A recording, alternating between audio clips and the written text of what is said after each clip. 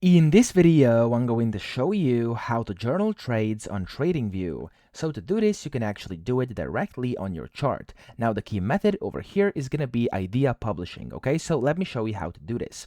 Now, this method is very popular because, of course, you can just basically take a snapshot of your chart and your price data at the moment of entry. So the first thing you have to do is execute your trade, or basically set up your chart with your entry, stop loss, or take profit. So I've done this already. As you can see, I have one trade over here. I'm just going to leave it over here like this. The second thing you want to do, you want to go to the publish button top right, and you want to click on this and click on publish idea. Now here you want to, of course, give it a title and a description. So I'm just going to type in, for example, this trade is, etc. So whatever you want to put into your journal of trades. And then here, of course, you can just type in a description as well. So for example, in this trade, whatever, okay, you could describe it for yourself because we're making a personal journal for trades.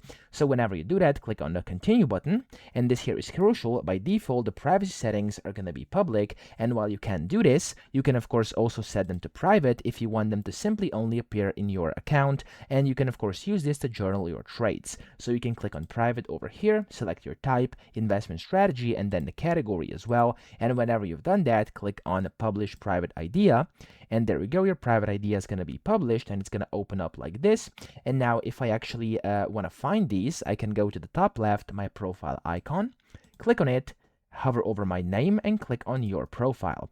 Now in here, you'll then be able to find your ideas. Click on ideas over here, and there we go. This is the first one. If I want to journal trades, I'll be able to see a full list of journaling trades over here. I can click on each of them like this, and I can of course play them. And yeah, that's essentially how to do this, okay? So I hope this video helped you out. If it did, please subscribe to the channel and help me out as well.